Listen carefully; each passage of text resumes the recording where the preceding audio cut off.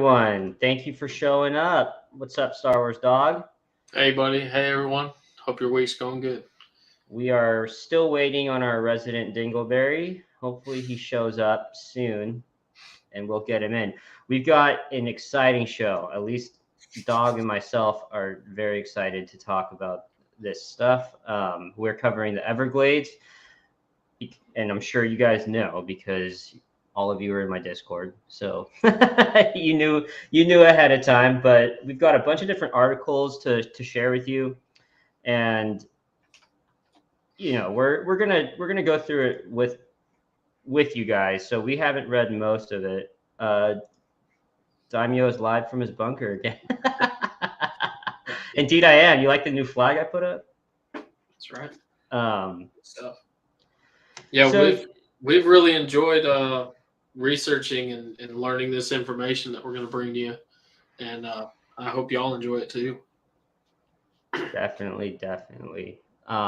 So we're going to start out with the history of the Everglades and developing them. Mm-hmm. So let's pull up this first article.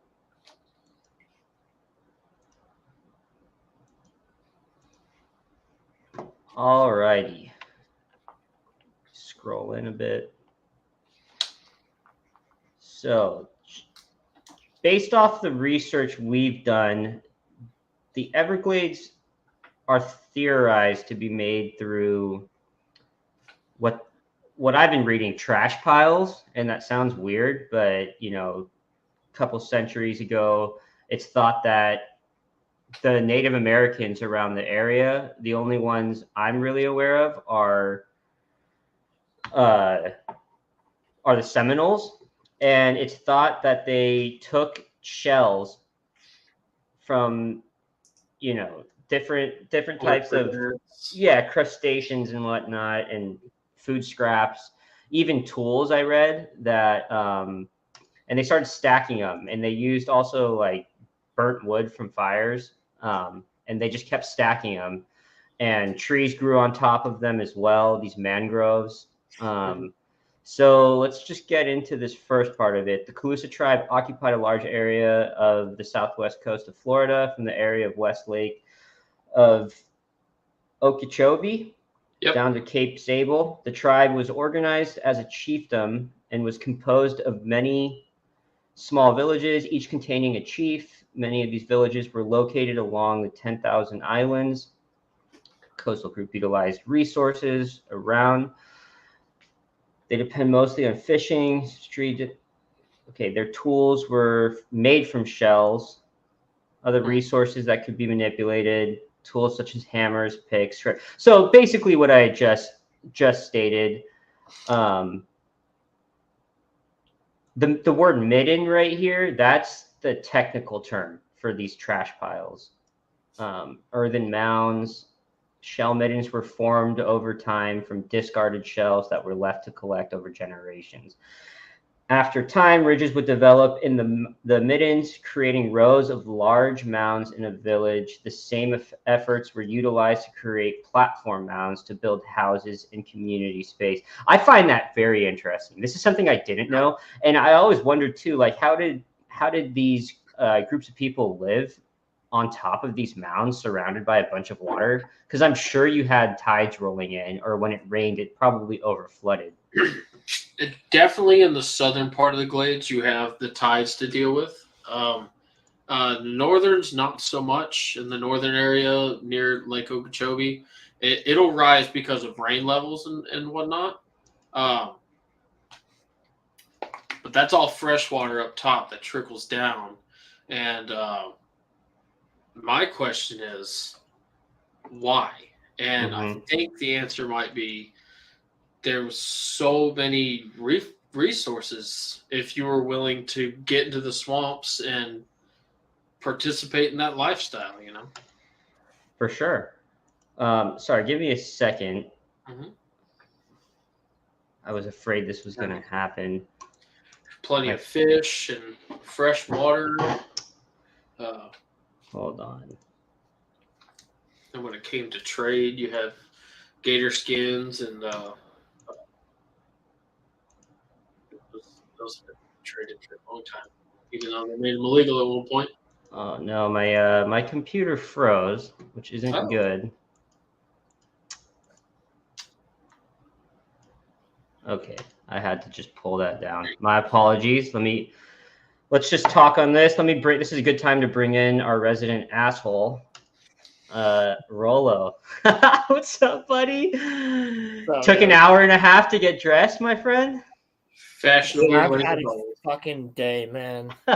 What, chilling with a friend watching Hot D? We only watched one episode of Hot D.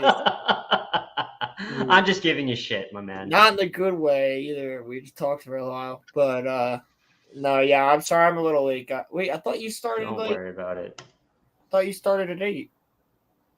No, you knew we were what time we were starting.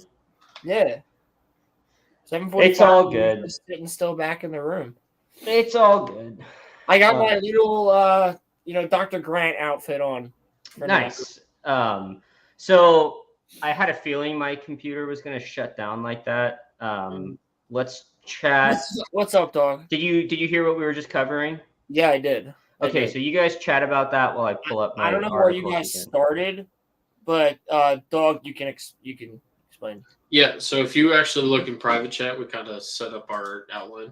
Oh, sweet. But yeah, we. What's up, chat? By the way, how you guys doing? Like with the history of the Everglades, and he was talking about the mounds and what they're believed to be made from previous, indigenous tribes that actually mounted together. I don't have anything in private chat, actually. I said I don't have anything in private chat, to be honest with you. Oh, I guess it's only if you're in here. Yeah, if I was in there in the beginning. But I was wrong. Like I said earlier, I was wrong. You're right. The Seminoles. Yeah, and we were lightly touching on that. Mm-hmm. Here, I got my screen again. I don't know why. I just want to. I think I had too many tabs open. So okay, we were right around here. Now, I was explaining to everyone that we haven't really read these articles. We're kind of just going through them with you. So, tree islands. As a subtropical preserve, the Everglades hosts a unique mix of ecosystems and plant communities. Temperate and tropical zones result in a mix of sawgrass prairies, mangrove, and cypress swamps.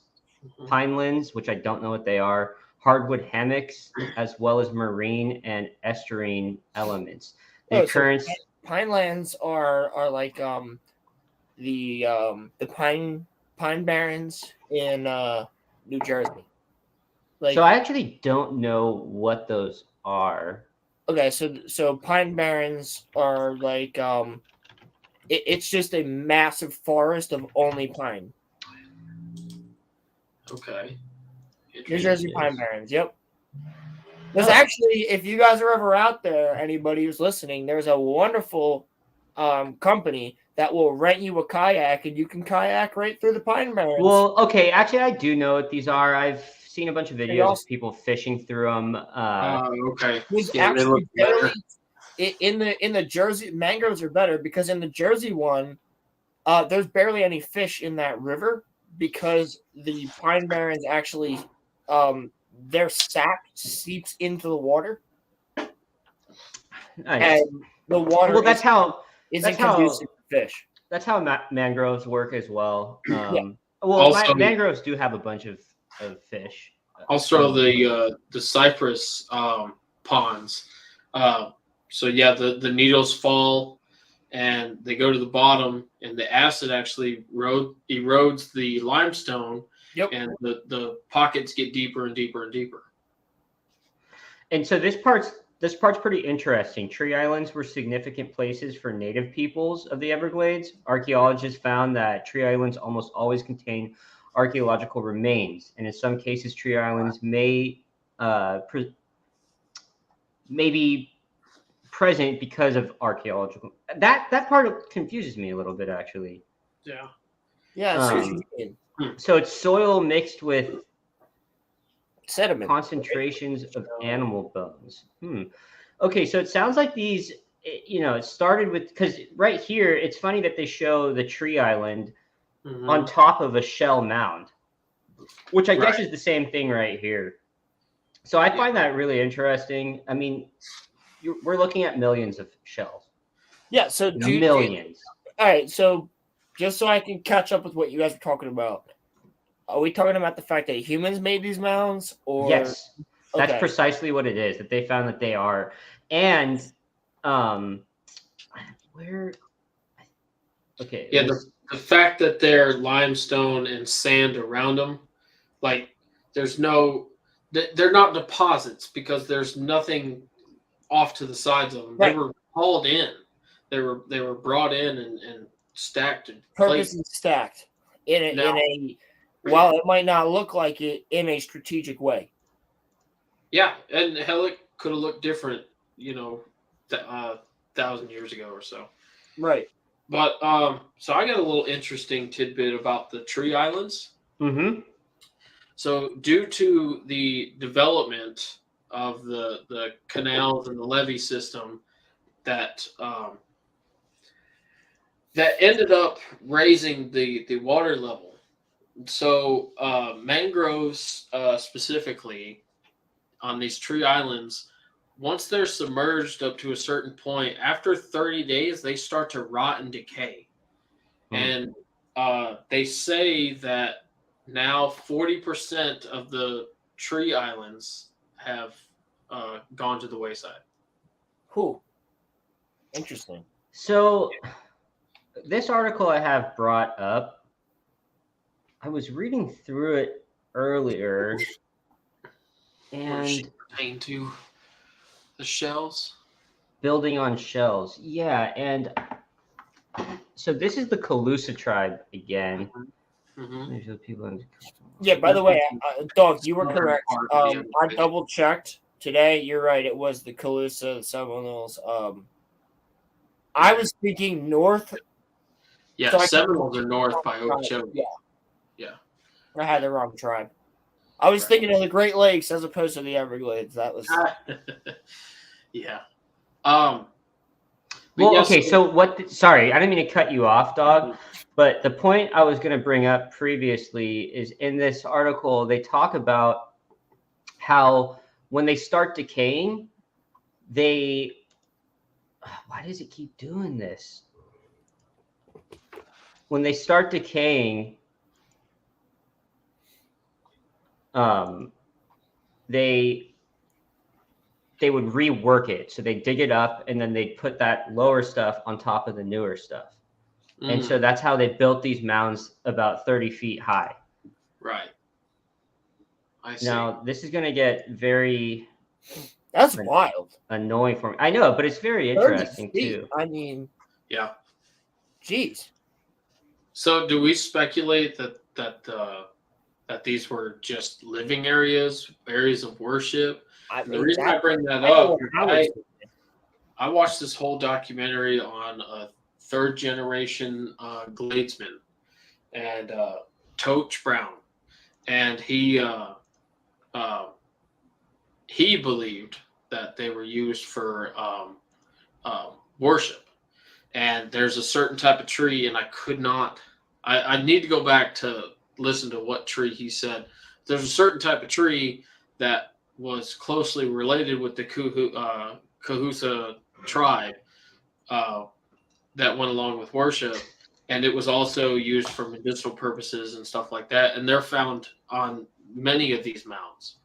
So yeah, that was something interesting from him. Mm-hmm. That's a good point, actually.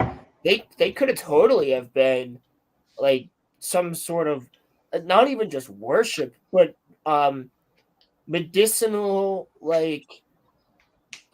plots just to grow them. Maybe they figured out that these shells are the best things to keep the mud in.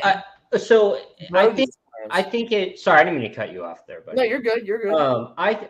My personal opinion on that matter is we are a resource-based animal, and they didn't have metal back then. Wood would rot. So what's their next best thing? Shells, because that's what was around them. Sure. So shells and rocks, which Sharp is what hard. I think is what these trash piles or medins were. They probably just saw what was around them, started stacking them up, putting, just kept putting in top, piling more and more on top of each other, realizing it was easier to walk on, easier to set stuff down, instead of sand. And eventually they got so tall that they just kept adding to them, flattening them out, shaping them how they wanted to shape. Right.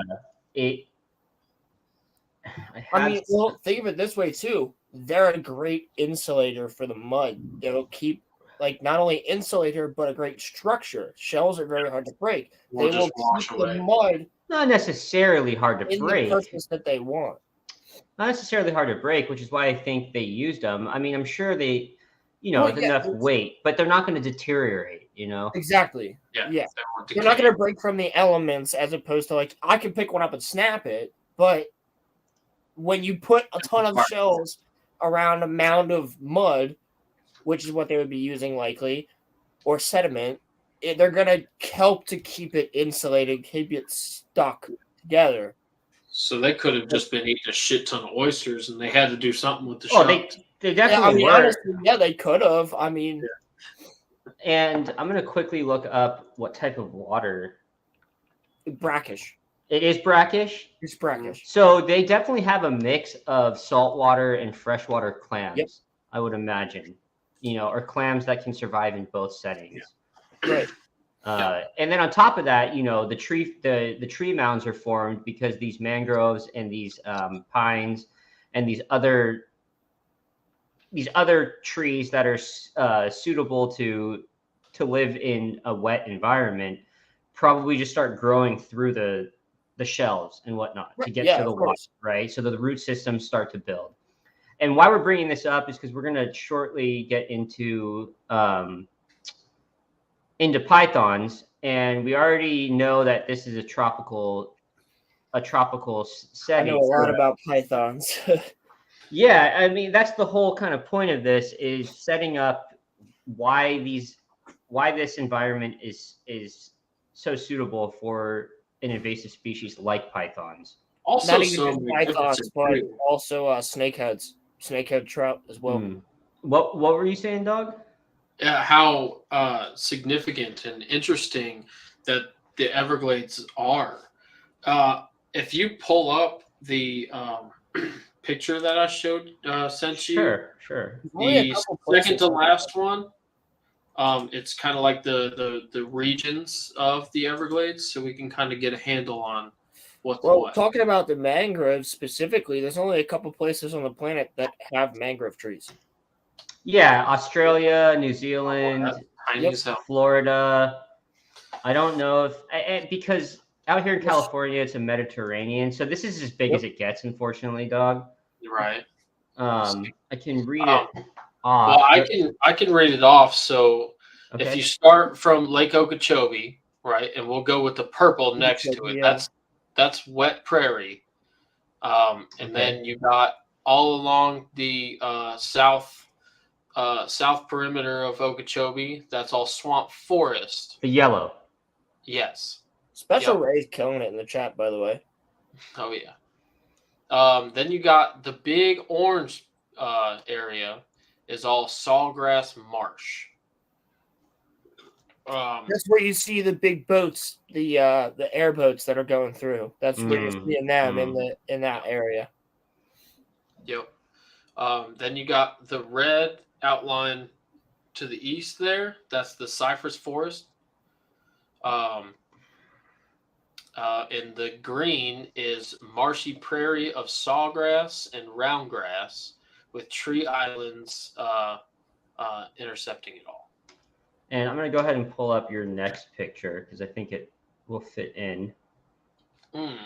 So you want to roll into the levying and everything? I thought you were saying my name for a second. You threw me off. So this is a map here of the historical flow before the Army Corps of Engineers went in there and levied it up and dug out channels to change it. Now, when you're ready, I have a story about that. So the first one, you see how it's all flowing southernly. It's all you, brother. And then the middle one is present day. That's how we have it now, and they have it flowing east and west out of there. And I mean, it still trickles down to the south, but nowhere near as much. And then they're trying to. And can you quickly explain the levee? Because I actually haven't looked too into that. Yes.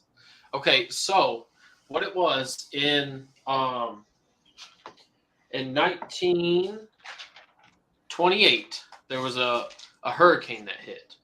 Now, mind you, 1928 is they were already starting to the Everglades had already shrunk half due to agriculture and residential pressure. So it had already shrunk. And so people were living basically in the Everglades and farming in the Everglades. Well, this hurricane hit and massive floods hit, and it was devastating in the area. So the government, in all their great wisdom, decided to get the Army Corps of Engineers on the job. And they went ahead and they built. It was at the time. It was the largest water management project in America. So the hurricane hit, and then sorry, I missed it. That's my So hurricane hit, massive devastation. A lot of people died. So the government decided we need to do something about this to control this, because all the flood came in and the Everglades, massive. So it's a way to divert water. Yes. So they devised a plan to contain the water and manage its flow. So what they did is they ended up constructing 2,000 miles worth of levees and canals to change the flow and the setup and protect what's around it, the agriculture and the property. But what they ended up doing is they disrupted the natural flow. And like I brought up with the tree islands, they die after a certain level. So you lost 40% of that. So levees are man-made. Yeah. Levees are man-made. Yeah, it's basically just a berm around a lake to contain the lake. Yep. What was your question, Rollo? Well, I was just gonna say, just like a quick aside is, dude, imagine 1800s people doing that. Like, that's for sure. Yeah. That is, people probably died doing that. Well, 1920. This was in the roaring 20s when Miami was really kicking off. Actually, they started putting in the highway systems, and it's actually before the 20s. I'm gonna share this article now.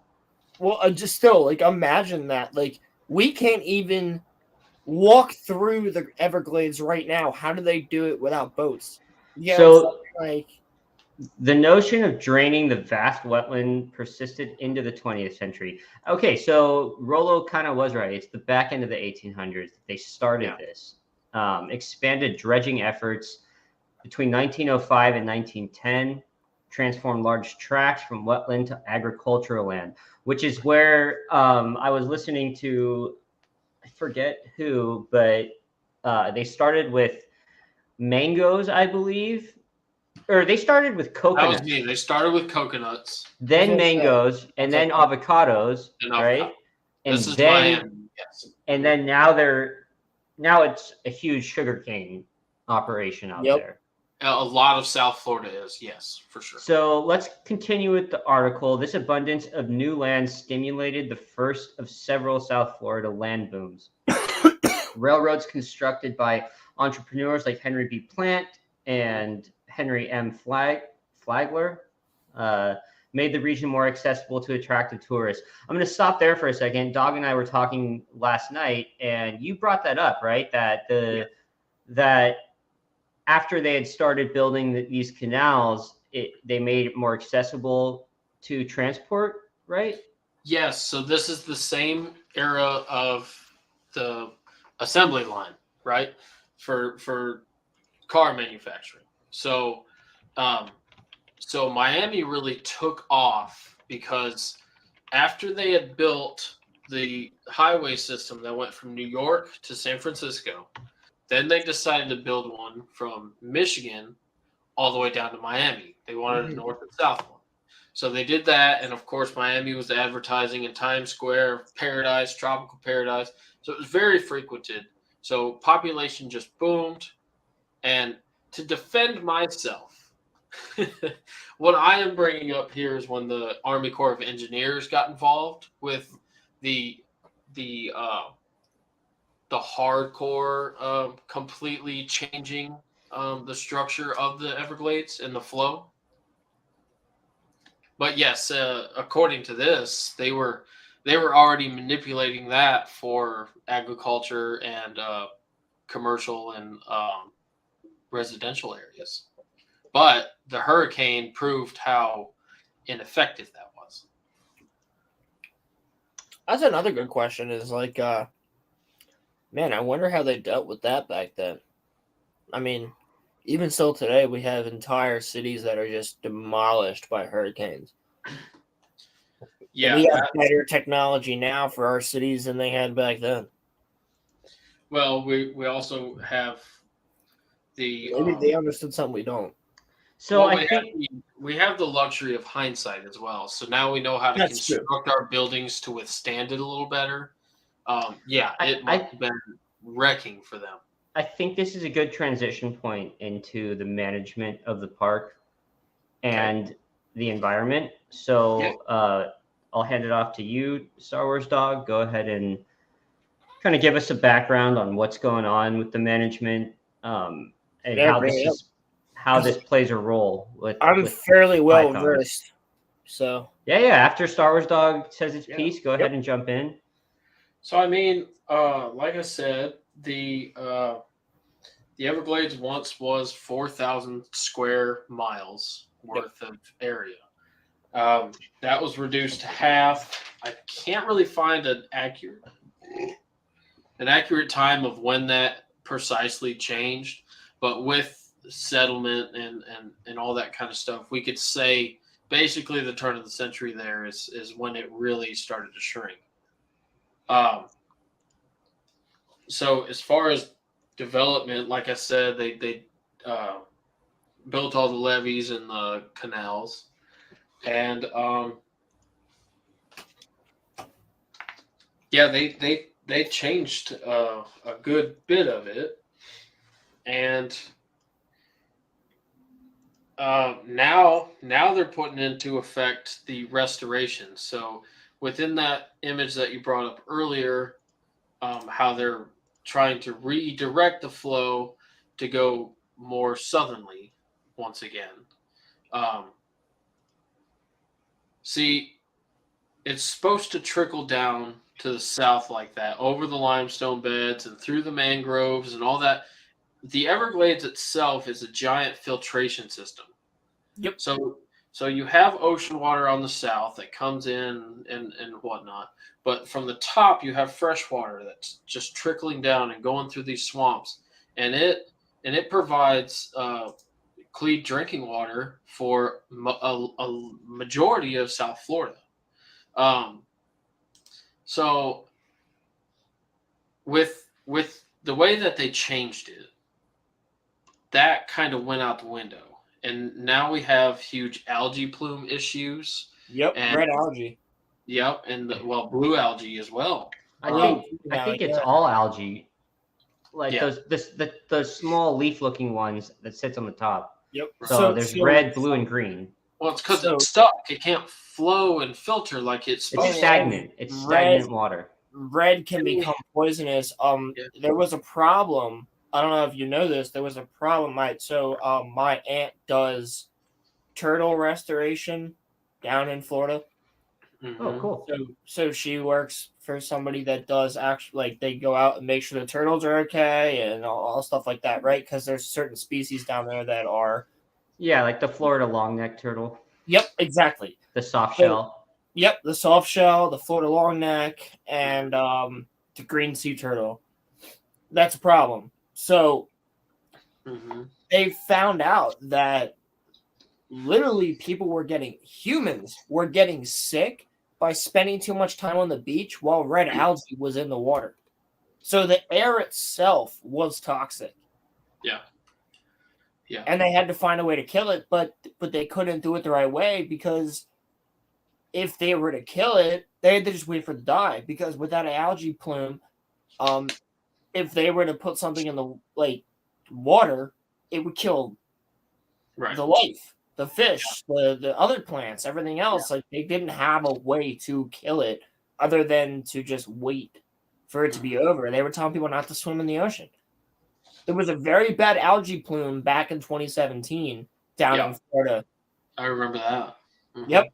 It was really bad. People were going to the hospital. The people were getting ammonia and all this other stuff. Like, for sure. There's an area in the Everglades that used to be one of the most diverse areas for wildlife, for marine wildlife in the world. It had over 800,000 species. And as for reference, in the Bahamas, there are 500,000. So it had more than that. Now it's a wasteland. There's nothing that lives there now, because the blue algae in this specific area, the blue algae is so bad, it sucked all the oxygen out of the water, and nothing can breathe now. So nothing can live. Literally, it's just scummy death, and it's, from what I could find, it's related to the mismanagement of messing with this ecosystem. You're correct. That's one of the things that we did, and one of the things I specialize in for environmental. Because for those of you that don't know, I know you guys both know, but for some viewers, I actually am going to school for environmental, and one of the things I specialize in is water and water treatment. Right. And I've been watching this happen for a while. It's not necessarily what's red and green and goes 100 miles Just an keep hour. going. We'll Special ray, I don't know. But quite honestly, like, it's not necessarily all because of humans. Like, the one thing that I have learned going to school for environmental for over 5 years now, is, which I did from high school into college, is we're not the sole cause. These things happen, like, on their own. It's just some things might speed them up, or the mismanagement might speed them up. But it's not necessarily because of humans. It's going to happen, like, regardless. But it might be sped up by us. And by seeing some of this stuff firsthand when I was down in Florida, I'm like, yeah, it's true. And you see these things going down. And I don't know if you guys have them out west, but this is a little bit of a side topic. For instance, the lantern flies. I don't know, Dog, you probably deal with them down in Georgia. Lantern flies? Yeah, the lantern flies. Lightning bugs. No.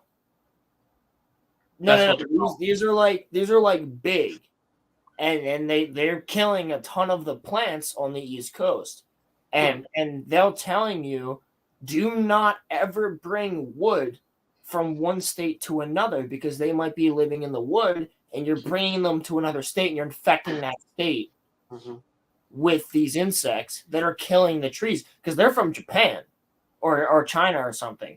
They got here on, like, invasively, and they're wiping out a ton of our trees, just like the emerald ash borer, which is a type of beetle that they tell you never bring wood into a national park, because you're gonna bring in emerald ash borers. Right. And it's very similar to what's happening down in the south, but in a different way with these other species that are coming in. And the same thing with the algae that's coming in, and it's killing things that are not used to it. Like these plants, these animals, they can't survive. So like the reason that the lanternflies are a problem is because nothing knows how to eat them. Nothing's Right. been adapted to eat them. They're just here doing their thing, and nothing cares about them because they're not used to them for however long. Now we are going to get to invasive species in the Everglades. There's quite a few in the So Everglades. before let's talk about why. Yeah, let's talk about what's going on with the. So we know how these canals. We know what's wrong with them. It's not. The water flow isn't managed well. Yeah, there's stagnant water. Let's talk a little bit about. Let's talk a little bit about why that's happening. With the a lot of it's government, to be honest with you. Yes. So with the restoration, you can't just tear it all down now because Miami would be swamp. Disney also built right on top of the Everglades. Yeah, they're slightly north. It's more than Disney. I mean, it really has to do more with the land management and whatnot. Yeah, but that whole area used to be swamp. Right. And that's kind of what we're getting at is like, so you had to, in order to popularize the area and have it grow, we had to keep building. So we even know that, and I don't have an article on it, but I listening to that podcast that Ronnie had brought up, Joe Rogan, the cowboy or the Python cowboy stated that at one point in an effort to dry out the Everglades, they were dumping Melaleuca seed by airplane. So they're dropping all this Melaleuca seeds and they suck up the hydration like no one's business. And that, it was necessary, but in an effort to do that, they've also caused a lot of issues now with the. Didn't they speculate that had a lot to do with the sugarcane industry? For turning that into sugarcane farmlands? Yeah, I believe that was connected. I forget, but yeah, I just kind of wanted to touch on the land management. Unless you didn't have anything on it, we kind of jump into the pythons now because that's the whole point of this podcast. Talk about land management if you want me to. Go ahead, whatever you have to offer, man. Floor is yours.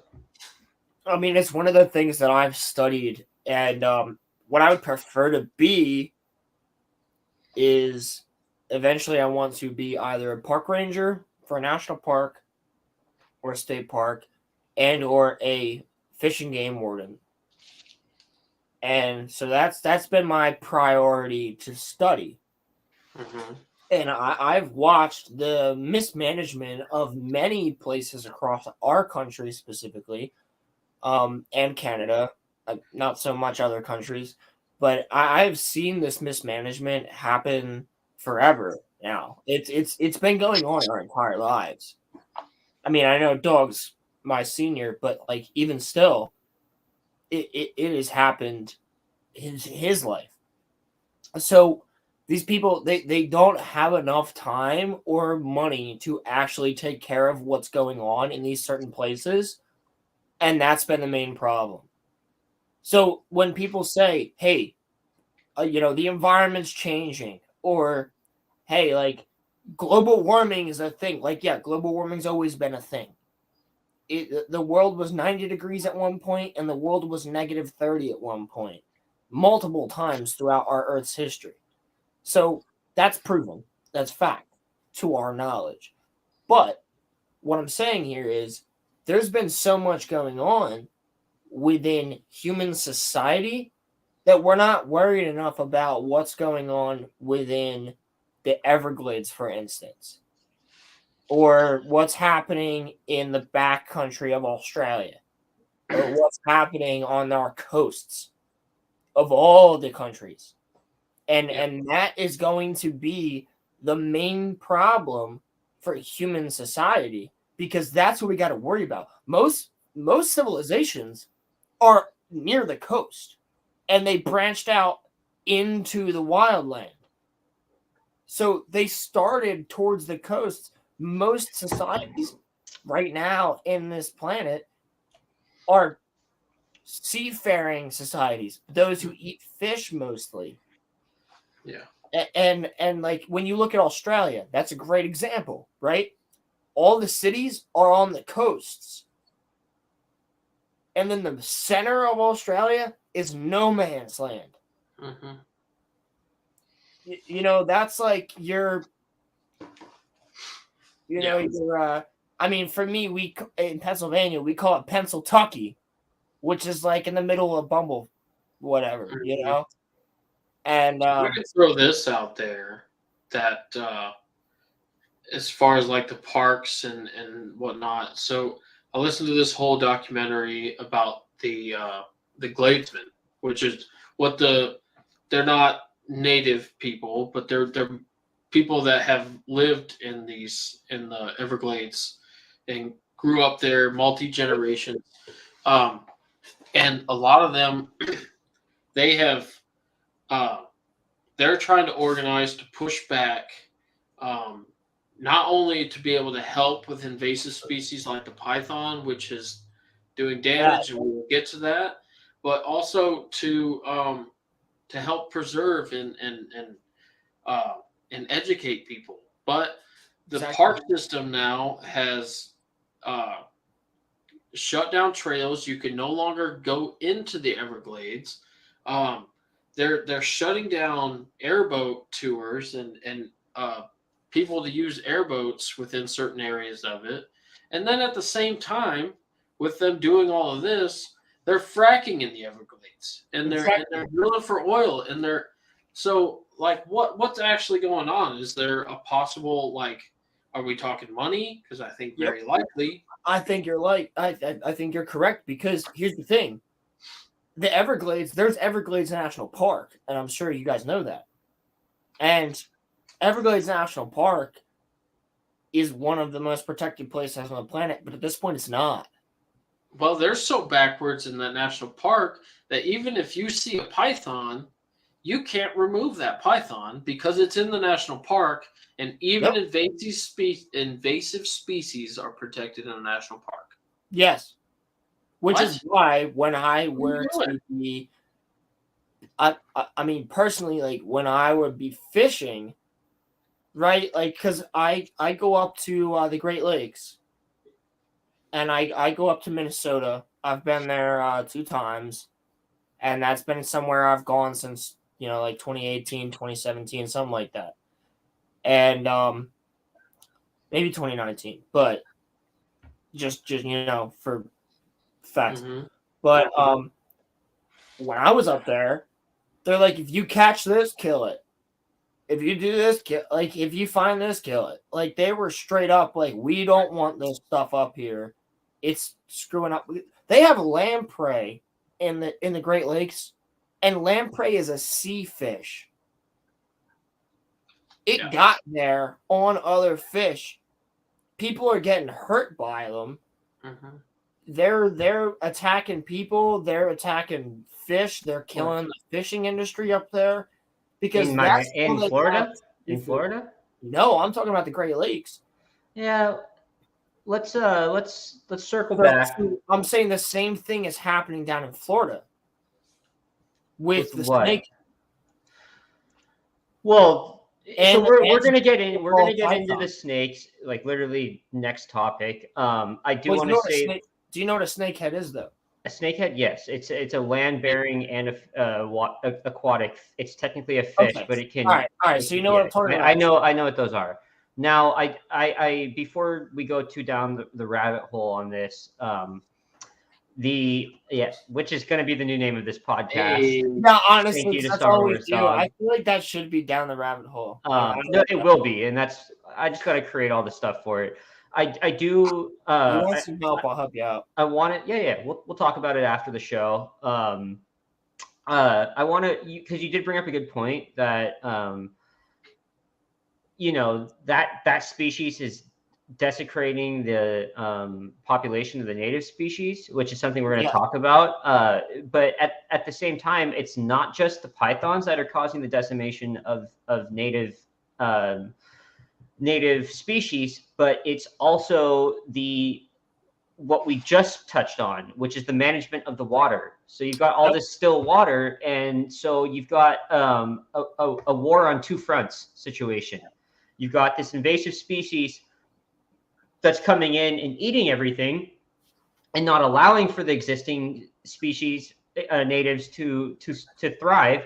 And then on top of that, you have the poor management of the area, and it's just wreaking havoc on the Everglades. And they're dying. They really are. They're dying right now. The Everglades. And it's sad. Yeah, it's definitely sad. It's remarkably sad. It is, and I think we've covered that fact that it's a horrible situation, but that's why I wanted to talk about this. I think it's interesting why it's happening, how it came to be. Let's move into the juice of the. What's up, Dog? Before we turn away from government management and their ideas, can we address conservation in general real quick? Yeah, and go ahead. I would love to. With the park system shutting down access, I'm going to use the not restroom. allowing hunting and not allowing people to go in there and do their part, because when you have humans and wildlife living together, conservation is necessary. Because we're going to impact them regardless. Now, yes, we've impacted the Everglades more than we should by the management of the water. But even if that's fixed, we're still amongst them, and right. But they don't allow people to hunt out there. That used to be able to hunt out there 20 years ago. And I'm talking gators and deer and I mean. You could say they started the gator hunt again. I know that. Well, not in the park, not in the state park. Not in the park, though. No, you're right. Not in the park. Yeah. Well, that's what I'm referring to. Is you still have some areas that can still be conducted and stuff, but a deep majority of the Everglades is inaccessible to people. Like they're not allowed to go in there anymore. And while I was watching this Everglades documentary, or the Gladesman documentary, a lot of them were like, they specifically had a little kid that was saying, it's sad that I can't experience the things that my dad did growing up, because regulations had changed all that. And I just, conservation is necessary. It is, absolutely. It's one of the most important issues. And at one point, we are going to... Oh, sorry. Real quick. Hello, Roman. Sorry you couldn't make it tonight. Thank you for being here. What's up, maybe, because I've got a couple episodes lined up. Soon, though, hopefully in the next month, we can do a Amazon conservation. So, and why I'm bringing this up is because it's probably one of the saddest stories of conservation today. It is, and I don't want to go down the rabbit hole, but I wanted to touch. I wanted to touch on. We won't, but you're right. It is one of the saddest stories when it comes to conservation. It's horrible, and thanks to FDR, we do have a good system, better than most, of preserving and conserving our great parks and our wildlife, but it's shrinking and shrinking and shrinking. And there's more and more people that don't give a shit. I was going to say, with the rise in population, means the harder it gets, unfortunately. The attention is elsewhere. So with that said, let's move into our topic of the night, please. Maybe I should have had that clip. let's start quickly with me pulling up list of native species. We got to talk about, at some point. Don't ever, like, when it comes to conservation, don't get me started on Greta. Oh, right. All right. I will return in just a moment. Gotcha, dog.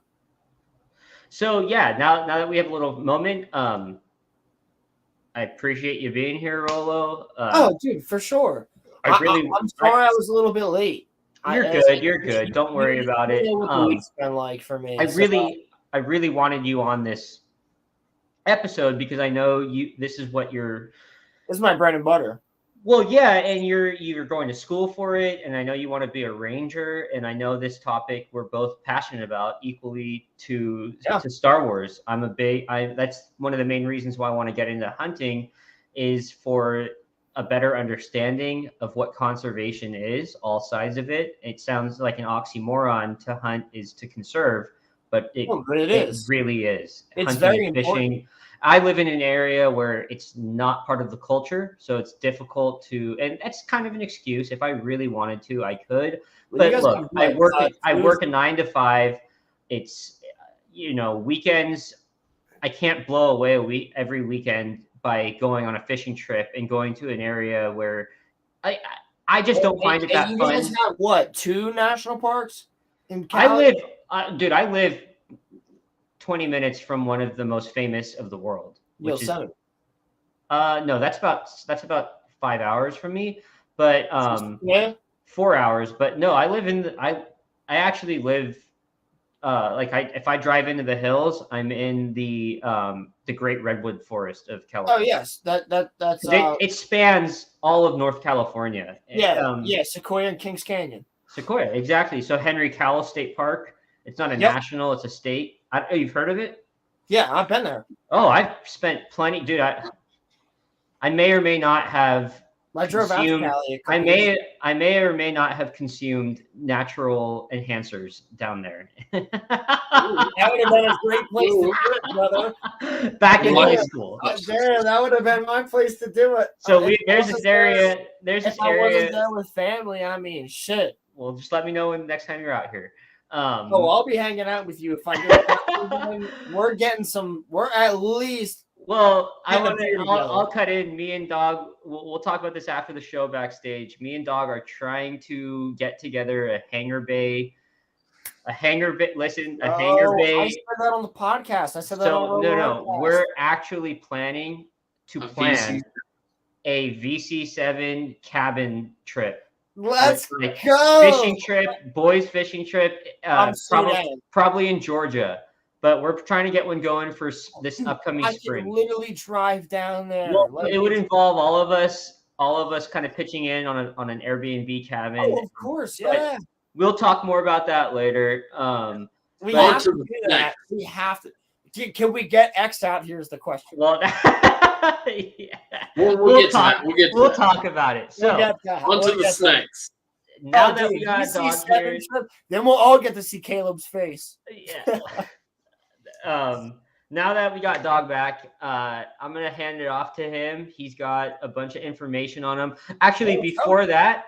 Yeah, you want to talk about the natural, right? Yeah, let's go through the native species. That's going to be a mile-long list. It is, but we're not going to read them all. We're just going to go through like pictures and just kind of give an idea of what's there, so that we know. Just, leave birds out of it, because why? Most of the birds there, when it comes to birds, you're going to be getting invasive species all over the East Coast. Just kind of how it is for the most part. It's native, so it doesn't necessarily. Native. Okay, so we've got Florida cricket frog, oak toad, southern toad, greenhouse frog, Cuban tree frog, squirrel tree frog. So a bunch of tree frogs, bunch of different types of amphibious reptiles, or I guess they're amphibians. They're not reptiles. Correct. Shoebill. Birds. So it looks like there's storks, or right? That's the right thing. That's a shoebill right there. That's kind of a Not a core shoebill, list. But you've got aquatic birds essentially. Ospreys, yeah. Yeah, of course. That's why bird species list. So I don't even know half of Let's these. see how long that thing is. Keep scrolling. Wait, hold on. What is this for? Invasive? No. This is natives. We're covering the only invasive species we're covering today are the pythons. Are these what type of animal is this? These are birds. Is there birds still? These are native birds. Of course, the Canada goose is there because Canada geese, man, you'll see them in Mexico. They're everywhere. Okay, and let's see fish. Yeah. Oh, come on. Ha! Only one fish. So annoying. I mean, it's a video. It depends on what type of forest. Like, this is just for the Everglades, right? Sorry, my bad. Yeah. Okay. All right. Cool. Okay. Yeah, this is a better one. So we already obviously it's a wetlands. There's going to be a bunch of fish. I know off the top of my head there's bass down there. And I don't know what type of bass, but striped bass, red snapper, largemouth bass, striped bass, smallmouth bass, sea bass. Special Ray is hilarious. Special Ray's not invited to the cabin. Special Ray's not invited to the cabin. Kidding. So yeah, a bunch of different. So this is actually the category of animals that get absolutely wrecked from pythons. It's all the fur burrowing mammals. So yeah, if you're ready for a stat, I got one for you. Go ahead, shoot. Yeah, let's go. So so it said that the pythons have impacted your land-based smaller mammals and have reduced their population by 90 to 99% in the Everglades. And that's most of that list. Yeah, the mammals are dead. They barely exist there. Non-existent. Yeah, that's the other things that we studied in class. We were like the Everglades are like mammals are gone. Not all mammals, because we've been doing a decent amount. It's 90%. Muskrats barely exist now. So the fur burrowing, the muskrat the muskrat, like you just said, it goes into the list that we were just talking about. Fur burrowing mammals, the smaller ones, they still have a population of white-tailed deer that make their way from the outsides of the Everglades into the Everglades, but they're not completely gone. They're getting wrecked though too. They're getting wrecked. They're eating alligators left and right. Somebody had posed that. So this list more pythons eat alligators more than alligators eat pythons.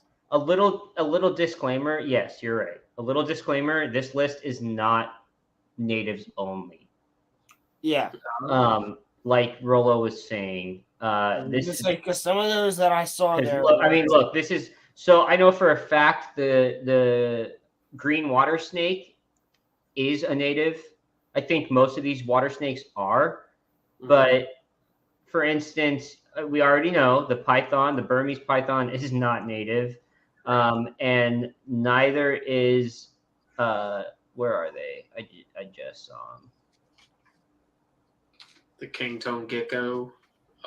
Well, I thought, the common iguana. There's actually multiple types of iguana down there. Oh, those are shoot on sight, no tag limit. Yep. That's the same thing with snakeheads. They're shoot on sight, no tag limit. Snakeheads are take them out of the water and kill them. Most of these turtles are native, from what I understand.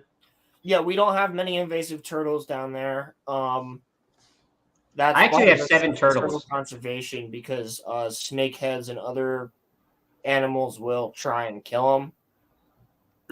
and they're very turtles are one of the animals that are extremely susceptible to the pH in the water. So if the pH isn't at a certain point, that itself could kill them. Yeah. So Ronnie brings up a point there that that the Python Cowboy was talking about on that podcast. There's some golf courses that he would go to because they would call him to exterminate. He would go to some golf courses and take 200 iguanas out of there. Yeah, they're everywhere. Yeah, and he says like it depends on the species because most iguanas are. I actually believe that actually every species is. They're all invasive. They're all invasive, but I believe that every species is vegetarian. It's not that they're attacking things. It's not that they're a problem in that way. They're a problem because they're eating bugs. They're not vegetarian. They're the nuisance of them. Iguanas on their own, like the green and blue ones that you would see, like if you were to look up your regular iguana, they're vegetarian. They eat plants. Maybe I'm wrong. Yeah, maybe I was wrong on that. Yeah, well, their main issue and why they're wanting to remove but they're them. eating plants that are native, and there's a lot of them. It's the same problem that we have up here, and Dog, you probably have the same problem too. You got white-tailed deer. There's too many of them. They're eating out everything, so you got a hunting season, right? Well, iguanas, same way. The main issue with iguanas is that one, they're burrowing into levees and making weak spots, and they'll erode the levee. But two, they'll also burrow under foundations of buildings and houses and roads, and then for populated areas, which is the majority of where they hang out, is they're just absolutely everywhere. So okay, I just quickly Googled it. So they are forget the term for it, but they're omnivores. They primarily eat plants, but when the opportunity arises, they'll eat meat. They'll go for eggs. They'll go for bugs. They'll even eat chicken. The Reach from Star Wars. That thing with the horns that attacked Anakin in Attack of the Clones with the red face? It's the same thing. But you know what? I've seen like monitors will eat eggs if you so they'll eat if they find it. You know, it's the same thing. So never buy a monitor lizard, people. This is a little bit off topic, but a horse will eat eggs. Wild horses will find low nesting birds, and if they see eggs in the nest, they'll eat the eggs. Protein. A lot of people don't think that, but it's true. And same with deer. Deer will do the same thing. Yeah. And we lost him. Oh, thank God he's gone. Yeah, anyway. Thank God. No, just kidding. So where are we going next? So well, real quick, when you mentioned the deer, there's actually a blood-sucking deer. And I believe it lives on in New Zealand. I could be wrong, but I remember watching something where I think it was actually Planet Earth, where it was talking about vampire bats, and then it mentioned that there was also a blood-sucking sparrow and a blood-sucking deer. And they're not sucking the blood because they want to kill or attack. It's for the nutrients. Well, yeah, that's why exactly. Any meat eater. They're not specific, but they don't kill it.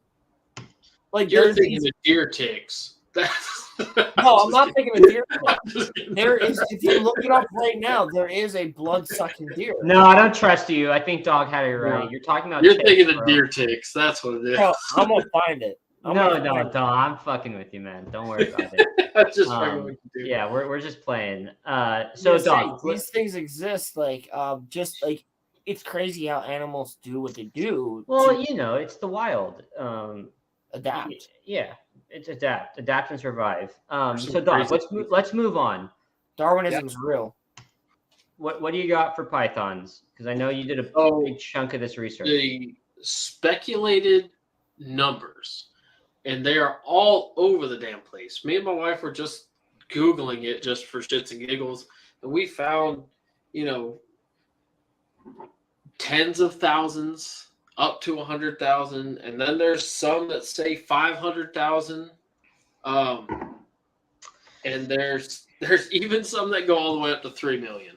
So, bottom line, they have no idea how many are out there, and from what I understand, they're gathering that information from the population decline, which I don't know how you come up with such a low number when 90% of your small land mammals they're gone. Yeah.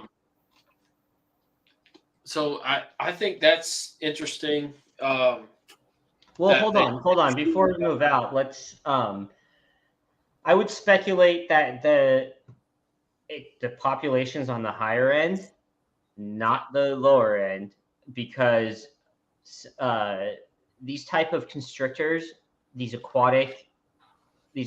primarily aquatic type of constricting snakes, are very elusive, and they're very difficult to find. And you could spend all day out in the wild. You might not see one. In the Everglades, you might not see one, or you might only see a handful of them, but there could be dozens around you. Right. Because they're not only in the water, but they also dig holes. So they can burrow. No. Actually, they don't burrow. They take over burrows. They take over burrows. Oh, they eat the animal in the burrow, and then Okay, that makes sense. And then they'll chill in the burrow, and that's their burrow now. Because so here's something with the population, and I'll say it once you finish your point, Daimyo. Oh, I was just gonna say, there's footage of hunting dogs from the Python Cowboy, and the dog sniffs it out and just starts digging. And I'm sure you have it in your notes somewhere, but yeah, he found a mother python. I think it was somewhere around 8 feet, and it had 70 active eggs. Yes. 70 active eggs. 70? Beautiful. That's exactly where I was going with it. So with these population numbers, God damn, what I could find is that they're able to lay clutches of eggs. Between 40 to 60 is the average, right? And they found some as high as 100, and there was a report of 120 eggs that have been found in one nest. Now, 128? Not all of them active, though, right? Holy. Were they all active? Yeah, I imagine they weren't all active eggs. It's still a shitload. Maybe not, but still. Maybe 5%, 10% of them weren't active. Right. Holy shit. But so in a python can live for 30 years. So if you do a little math, and it takes about 3 to 5 years before they're sexually mature enough to reproduce.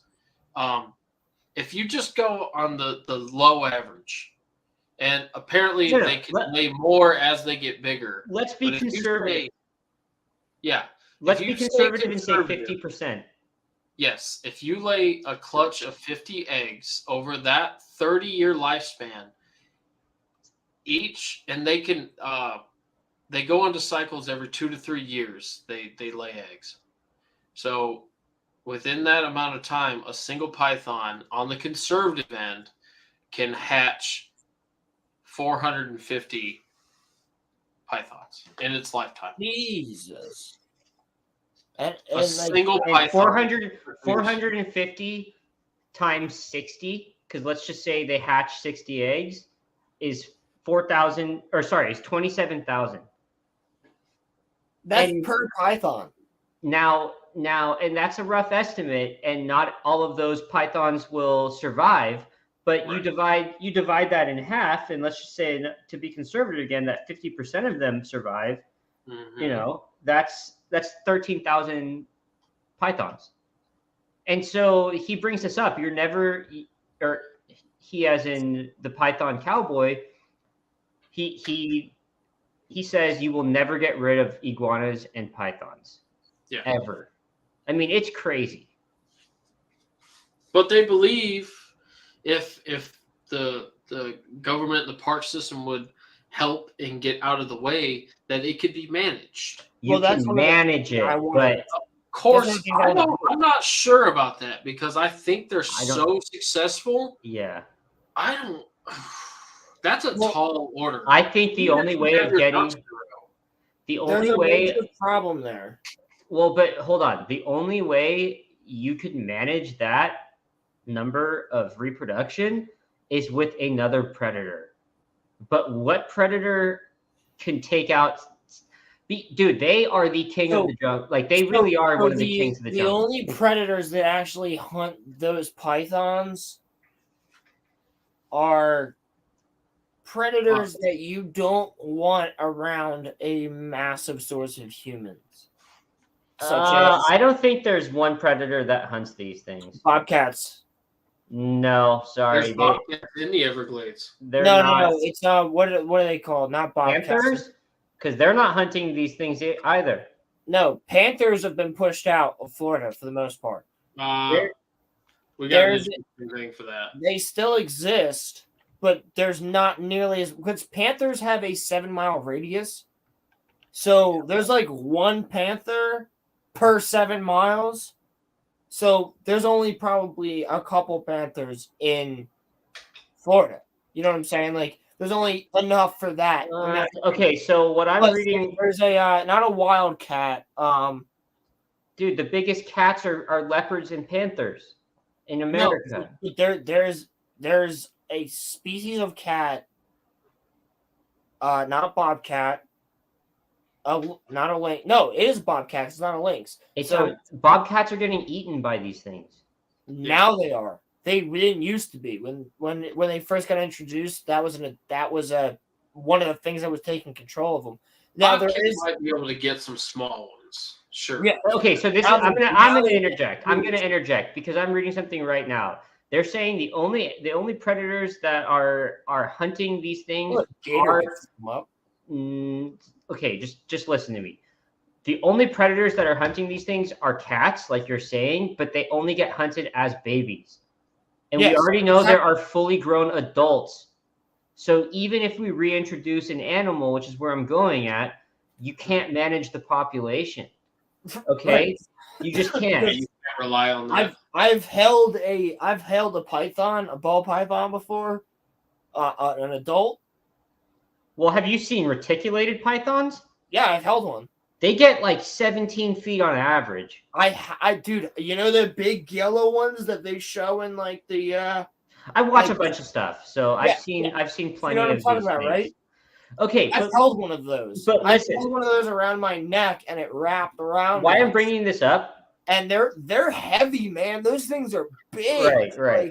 Look, they're not a light creature. I understand, Rolo. I understand. They're crazy. Why I'm bringing this up, though, is because a lot of people think, oh, yeah, the big cats are the kings of the jungle. That is false. That's so false. Because in the Amazon, the king of the jungle is the anaconda. Yep. I think that's why they brought that into in the original fuck the Disney version, the original Jungle Book. They have that live action. So I love the cartoon, but I love that action, the live action from the 90s. Live action one's pretty good. I love that. It's the only live action. I grew up with that movie. It's the only live action Disney movie that they took and like made that. I loved it, dude. But I don't like the other ones. But my point being is that's why in the original I'm talking about the old one, not the new Jungle Book. Oh, the original Jungle Book is awesome. The original live action. There's 2 live actions and there's a cartoon. Yeah, the Netflix one did a Mowgli. Yeah, it was slightly different. Have you watched the one for the old one, or you just watched the new one? I only watched the new one. No, there's an old one from like 1996, maybe. I grew up on the original Jungle Book and like Ricky Tikki Tavi and stuff like that. I didn't aware of that. The original Jungle Book. The cartoon. Yeah, the cartoon shows how dangerous like the massive snake actually is because it should be because it is the king of the jungle. Because they were the best hunters they're the most dangerous. And guess what? I know you guys know this, but I'm saying like every single animal is going to the water's edge to get water, and this thing just sits there. And Yeah, so there was one made in 1994. Huh. I actually have not seen that then. Oh, dude, I grew up with this movie. I absolutely adore this movie. It's so I might have seen it once. I don't think I've ever seen the original live. No, I've never seen that. Oh, you guys haven't should seen try that to either. watch this at one point. Yo, is that Brutus the bear? That's my cousin, actually. I'm talking about the legitimate bear, Brutus. It's great, dude.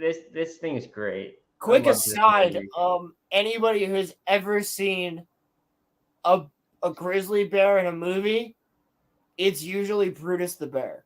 And I got to meet Brutus the bear, and he's cool. He's a bear, but he's cool. He acts like a dog. Let's crank it back. We're gonna crank it back. That's a quick aside. But where were we? So we were talking about Kings of the Jungle. Do you have any more Python facts? Oh yeah. Keep going. So, so the largest one that was ever found, of course, there could be larger out there, but the largest one ever found was at 19 feet, and I think there's larger ones. I think there are. I think for sure there's got to be bigger ones in there. Me too. Because they can live 30 years. Now, I don't know how old they say that 19-footer was, but and you know what? They probably live longer than 30 years. Oh my God! Real Wayne Nation is here. I'm sorry. I never thought I'd see Nation up in my chat. Don't worry. I only time you out on other people's channels. You're safe here. I've got them. No. Just kidding. I guess he's only going to time you out when you're watching my stream for some reason. I time him out on all streams except X-Wing. But so I've got an interesting set of theories here for the Python and how they were introduced and how they have become so massively in. Of course, we know that they adapt perfectly, like they fit like a hand in the glove in the Everglades. But so you have the facts, Daimyo. I saw your chat. You have like three different possible explanations. And one we know actually does occur, but it also has a side spin. So the one is you have exotic pet owners that had these pythons, and once they got too big, they just let them go. But the caveat to that is that once they outlawed people from having exotic pets, even though the FFWCC said that they would not euthanize,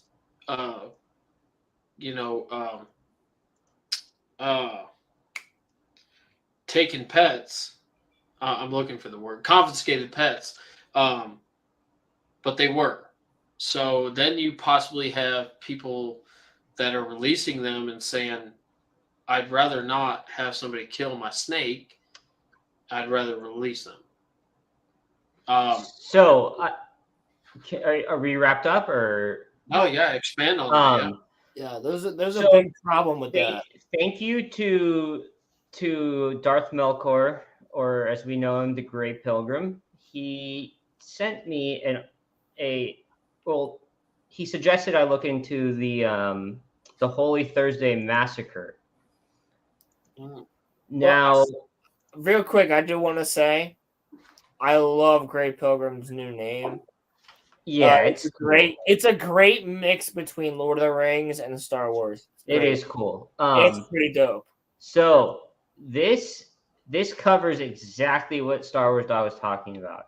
Now they are going to, I believe, individuals, but actually, I don't want to speak on that because I don't know exactly. Mm-hmm. I'm pretty sure the FFWCC is going after breeders specifically. I don't see why they would care about people having one or two of them. But when you have a full warehouse of, when you have a full warehouse of large breeding pythons, they're going to want to look into it. Now, this massacre, basically, this guy who breeds a whole bunch of them, the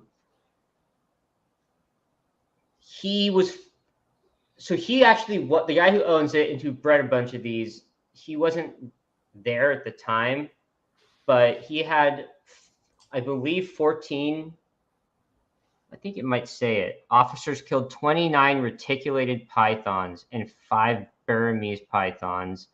And I believe there was a boa constrictor that was involved in this as well. So they confiscated 14 of them beforehand for about a month. And they forced them to pay for their living. So made them pay for the food and water that they were given to them. And then they euthanized them. I went over this. So let me finish. So they, not only did they euthanize them, they made one of the workers who worked for the guy who owned them, they made him hold down the snakes because they didn't know how to handle these large snakes. Which is horrible because you could... For me, as somebody who is a true environmentalist, I understand conservation. I understand that we need hunting, we need fishing, we need populations to go down. That's an important thing, but it doesn't mean that I don't want you to just kill the animal like that. Like, there's a way to do it, and the way for me to do it is relocation, euthanization. Like, it starts with wolves, right? So we relocated wolves to places that wolves need to be, and that's helped their population because they were endangered when I was a kid. They're not endangered anymore. Okay, so Daimyo, where did the Burmese python come from? You said it earlier. Burma in India. India.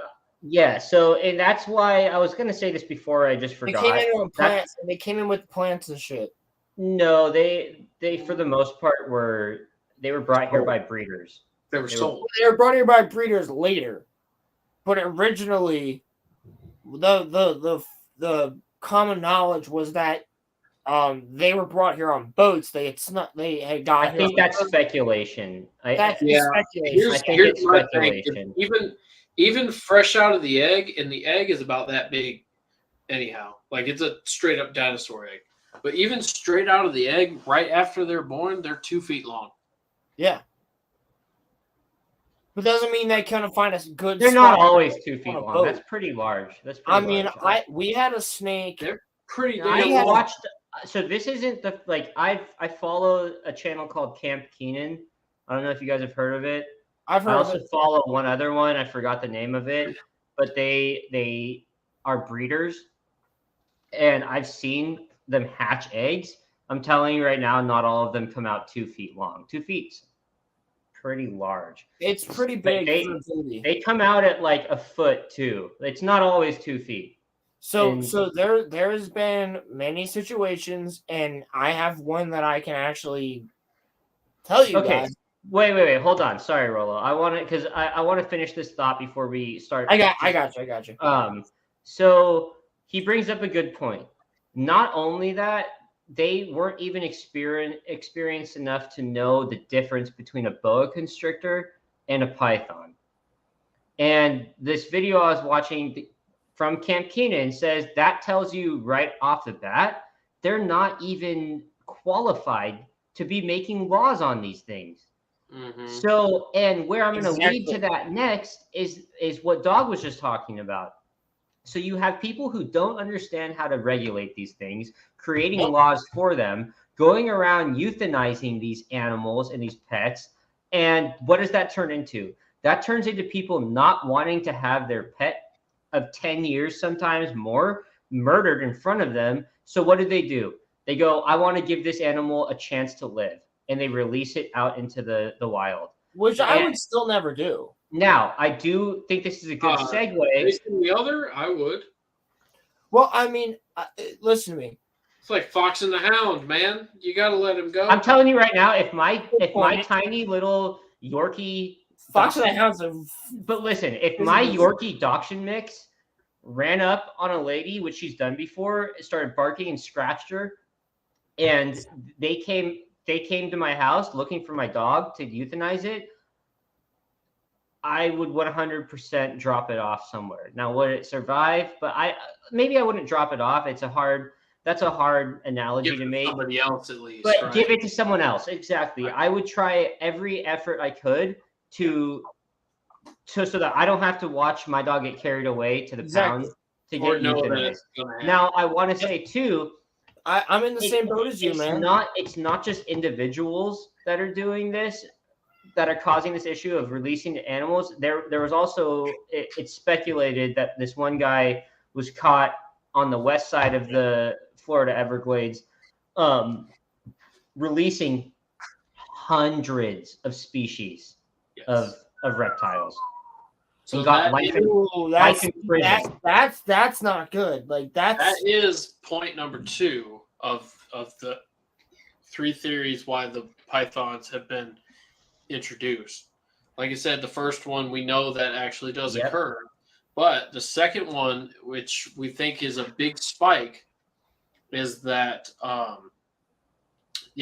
so black market breeders and whatnot would, instead of having to incubate them themselves, and not just pythons either, we're talking chameleons, geckos, all sorts of exotic pets that get sold, instead of having to house them and feed them and keep the climate perfect in the cage and all that kind of shit, instead of doing that, you release them, let them go buck wild, and go out there and pick them.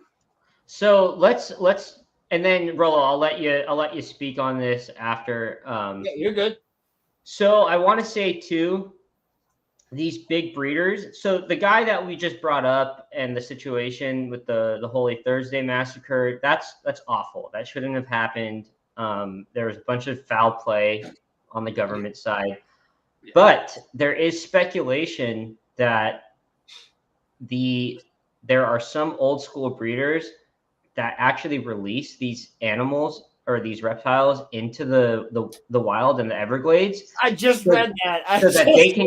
So that they can come back a year later. So you buy a bunch of them for $3. Yep. And you release them, and then you come back a year later, and there's big breeders out there that you can collect, and you can collect all the babies and sell them for $3,000. Yep. As a whole. So it's a very I mean, it's not only that. I'm trying to remember the exact species, but there was a snake that they specifically put into the wild at one point to take care of a problem. BRB. Gotcha. So there was this snake at one point. I'm so sorry, chat. I'm so sorry, everybody, that I don't remember what it was. I believe it was a python of some kind. I think it was the ball python. Where are you talking that it was introduced? I think it was the South, near Florida and whatnot. There was a species of snake that they purposely released, and they did not expect it to grow to the point that it did in population. And it ended up growing, and now it's a problem too. It might have been the Burmese, but they used the Burmese was primarily bought there for a novelty, for a pet, for the people that lived in Miami. But there was also a species of snake that lived down there towards that area that they had brought in to take care of another population of some sort of mammal, and it ended up turning out to be bad. I mean, snakeheads got here, God knows how. I don't. Back on the snakeheads. I'm going to talk about snakeheads forever because now snakeheads are up in Pennsylvania. He's back on snakeheads. Hang on, Star Wars Dawg. Is Ray talking about Gar again? No, Every time he says snakehead, Ray says Damn, Gar. you heard that, Special Ray? I'm just saying, damn. I mean, What the fuck? You see his damn Daimyo's toilet's loud. Yeah, bro, we heard that. I heard it too. Yeah, I heard it too. Damn, now I need to know. I need to mute that shit. I went and took a 2-minute dump. That was off the. No, Bro, it's like lickety split. I didn't wipe. So breeders, I think that theory is highly likely. Like you said, there is a case of it. Did you actually find the case on that? On what? On the mega breeder? Of like, No, dude. So that it's a very specific, the one of him dumping the stuff out. Yeah. No, I looked for it. It's pretty. It's in my opinion swept under the rug. I think because I know there's. I don't know. Like, that's gotta be happening, right? Like that makes a lot of sense. I think that's the most logical, like for the boom anyway. We know Florida. I mean, look, if you can dump a whole bunch of baby chameleons and dump half and half female to male, it makes sense why someone would do that. Yeah, and you can cut out the middleman, and you can go collect your harvest later on. It makes sense to me. So, but does it apply to pythons because they're harder to find? So. Maybe they don't do it with them too. Dude, we just did the math. We did rough estimates. You don't need to find all of them. You just need to find enough. True. That's true. Yeah, there's good money in it. No, there's people that literally have a living off of hunting down reptiles that are invasive. Yeah. In Florida. I follow this guy called the Snake Guy. Yep. He just removes snakes from people's houses and either puts them in shelters or relocates them to a place where they won't bother people. Right. Okay, gentlemen. So he makes a living, I think, and he works for the state. Dog, do you have something to say? Or I've got the third theory. Okay, go ahead. Boom. It's Hurricane Andrews hitting the animal testing facility, which also it's hard to find any evidence. I've heard a lot of false facility information even existed, but for a while that was spread around as common knowledge. So the Python Cowboy talks on this. He said there isn't even a facility that is named what it's rumored to be. Right. So I find that very hard to believe. Yeah. It's interesting to think about. I think it's a cover-up for. Big time breeders, maybe not I think it's that rumor was maybe started by big time breeders because the big time breeders have said that all of a sudden they caused a problem. They're like, no. Yeah. And then also they're saying leave the pythons alone. Well, they're not I doing have anything to be wrong. like to interject. I have to be into this space because I have had multiple reptiles in my life, so I pay attention to what the breeders say. And well, I mean, this is a different faction because as someone that you've said it on stream today that you are environmentalist, and if you really are to the heart of environmentalist, you shouldn't just take what the breeders say as truth, especially if they're dumping these species into the. No, exactly that. Now, I want to, because we're getting close to the back end. We're almost hitting 3 hours. So, chat, Special Ray, Pilgrim, Ronnie, if you're still there, is there anything you guys want us to maybe chat about? Any stories that you've read into or whatnot? Yeah, that'd be great. Let's give him a few minutes, and then we'll kind of wrap it up with I what should I have want to changed talk my name. about I thought we last. were going over the history of the Everglades. For the most part. Sorry, what was that, Rolla? I was gonna say I thought we were going over the history of the Everglades for the most part. I should have changed my name. Story and Rolo was only for like the Everglades part, talking about. Bro, don't worry about the name. Dog, what? Any last thoughts before I move on to the last subject? I have a couple. So again, coming back to the government's poor decision making. As always. So we talked earlier about the. Jeez, that's Snicklebody. We talked earlier about the Florida Panther and how their numbers were dwindling pretty bad. Okay, wait. Before you move on, my last topic for the night is going to be the introduction of animals. So if this, okay, so does it fall along the lines, or what about a Nile crocodile? Oh, okay. Let me just put it out there. This is going to be our last probably 10 minutes, 15. We're going to start talking about introduction of different species and what's located. Unless Chad has something. What do they want? Yeah, so I think there's one thing.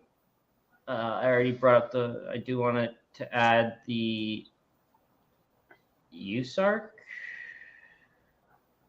The US ARC. I actually don't know what that is. Does have some lawsuits in the work to opposition to USARK or the United States Association of Reptile Keepers, nonprofit organization. Interesting. So it seems like chat's trying to go in a different direction than what we're talking about tonight. No. It's the United States Association of Reptile, not United States Association of Reptile Keepers. I'd be interested to know what lawsuits you're talking about. So, Pilgrim, why don't you look something up and either DM me, or my Discord's not.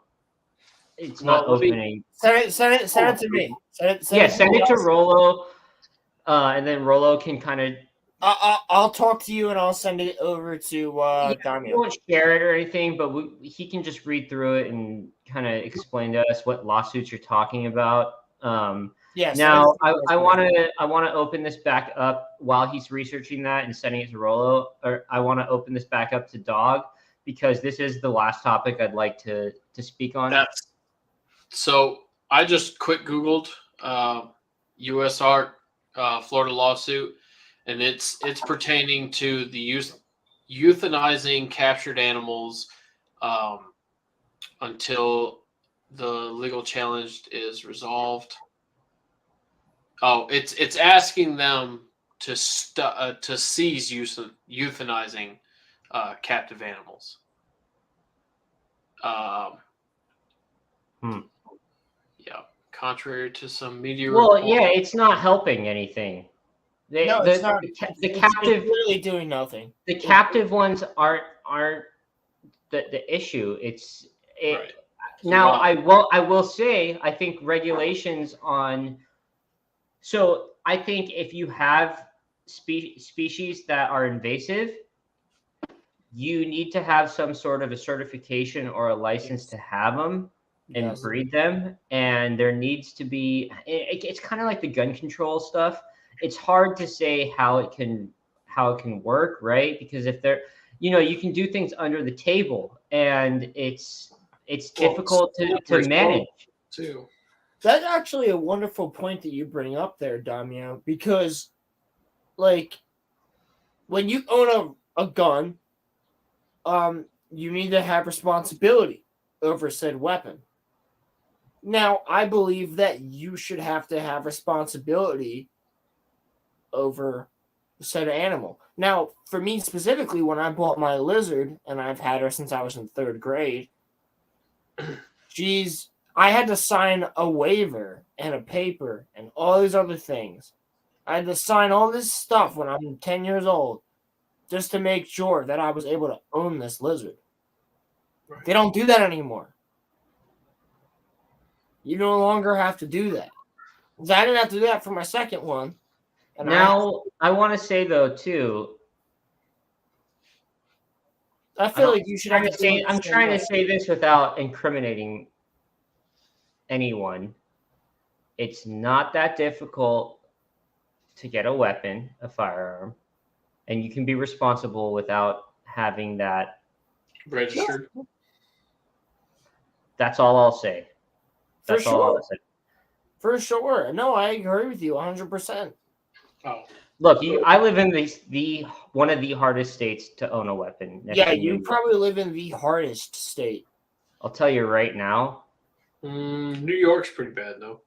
Oh, New York's pretty bad, yeah. California is about on par. It's not.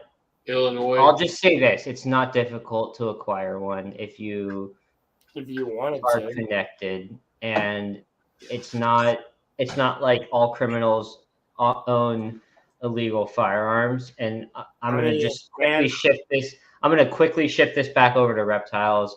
If you want a certain reptile or exotic animal, it's not that hard to get them. Well, yeah, shifting it back to that. So this is exactly what I was saying. They need to make real consequences for bad owners. So if you have... That's fucking facts, bro. If you have a firearm and you're not responsible with it, you do not deserve to have a firearm. So I am very weary. If someone wants to see my firearm, I take the magazine out, I check the chamber, I pop the round that's in my chamber because I keep rounds in the chamber for my sidearms. As you should. I pop it out, I take out the magazine, and I check before I hand it over to them, and then I let them look at it.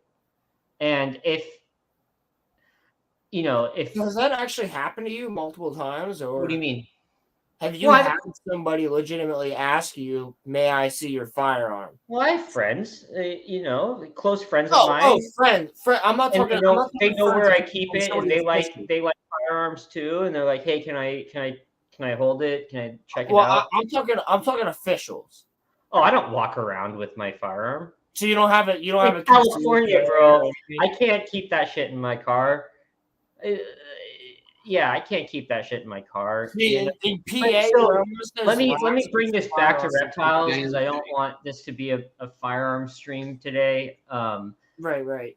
If you have 30 reticulated pythons or boa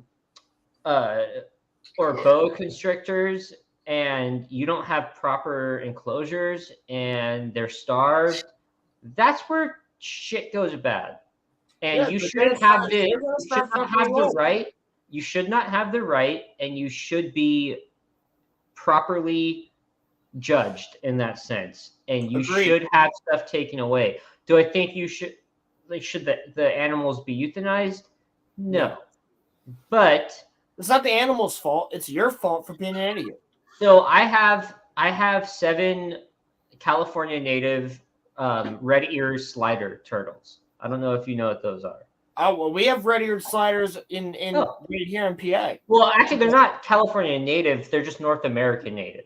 Yeah, North American sliders. So they get about a foot at most across. Yeah, they get pretty big. They can get pretty big. So right now, I feel bad. I got them as babies. They're at the point now where my 40-gallon tank isn't holding them well enough.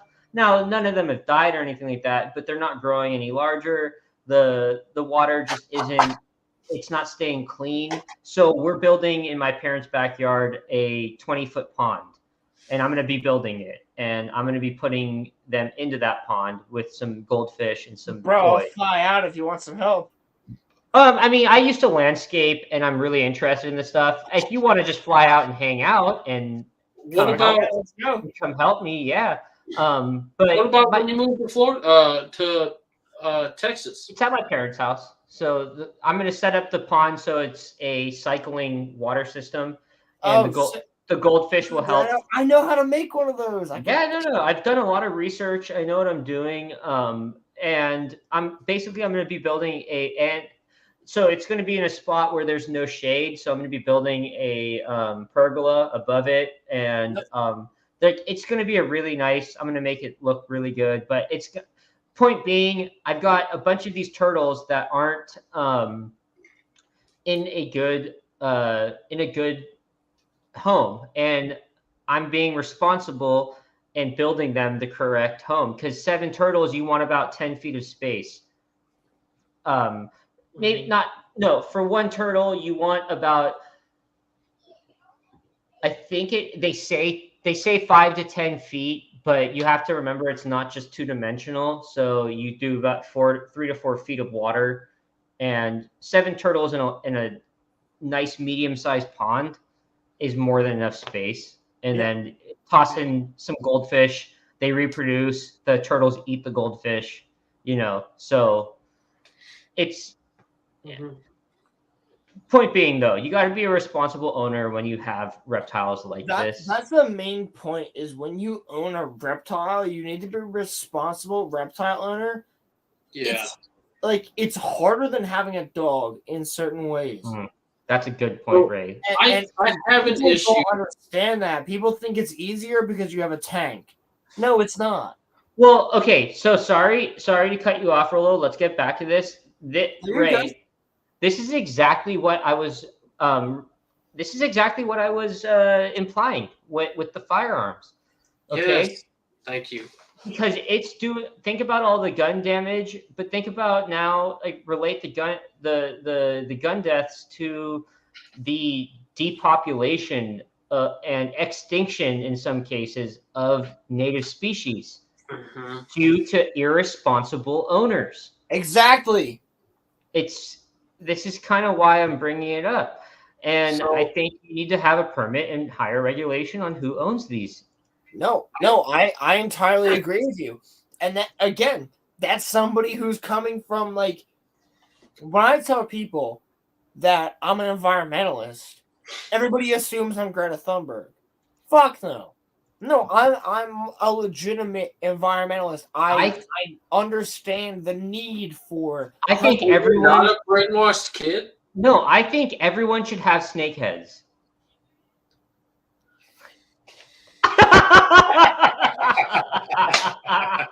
We haven't even talked about snake heads. I'm fucking with you, Rolla. Dog, what were you going to say? You look like you're itching. I am. I'm chomping at the bit here. When I tell people, let dog talk, and then you go. Yeah, dog, go. Dog, go. So, my only thing with the permits, again, we're gonna circle to guns. Law-abiding people will abide by the law. But criminals do not abide by the law. Good point. That's a fair That's point. a great point. By putting regulations and permits and special things in place doesn't mean people will fucking follow them. But never will. Is it a solution? Is it possibly a help? Maybe, and it could produce, and I'd be lying if I said that gun safety, concealed carry classes are pointless, because they're not. I think they're extremely valuable.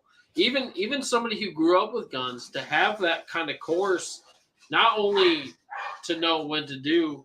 I don't want to get too in the weeds with this, but it's about protecting yourself after you pull the trigger as much as before you do. But yes, I think educationally the permit thing could be a great idea. But as I said, law-abiding people will abide, and criminals will do whatever the fuck they want anyway. So, and to this point, Dog, when I got these turtles, it was from a guy who started a pond, and these turtles just kept reproducing in his pond. And he gave them to me for free. I got about two maybe 5 to 6 inch ones. and then the rest were babies. And after a year, they outgrew their enclosure, and I feel bad for having them in this enclosure, but I didn't realize the level of work it takes to keep up an enclosure. And they're not. It's not easy, man. They're not dying, but yeah, turtles are one of the more simple, but it's still a reptile, and it takes a lot of work. So for me to have a gecko, it's an easy reptile to have, but she's a lot of work. So okay, Rolo, I want to get your opinion on this. I grew up with my brother getting into reptiles, and so we had, when I was growing up, a bearded dragon, a leopard gecko, and I actually caught an alligator lizard here, and she was a nasty fucker. But as a kid, I used to love just being outside and finding these lizards. We've got so many. We got blue belly. We got blue bellies and alligators up here, though. We only have runners. And yes, runners quick, and you'll never find them. I was able to. There's two stories I want to say right now. So I caught one and put it in a cage, and we had it for a few years. And before I tell you what happened to him, last year or during COVID, when I was doing a bunch of gardening, it was like 100 degrees outside, and I was misting my my Mary Jane plants outside, and I was hitting them with this mist, and this little tiny alligator lizard or bluebelly went up on a rock, like a boulder, and just sat there and like I could tell it needed water. So it just started getting sprayed with this mist. It was in such a position where it needed to it just needed water so bad that it kept staying in the mist. So while I'm spraying the mist, I put my finger up to it, and it crawled up on my finger. And I was just misting this little tiny inch-long lizard on my finger.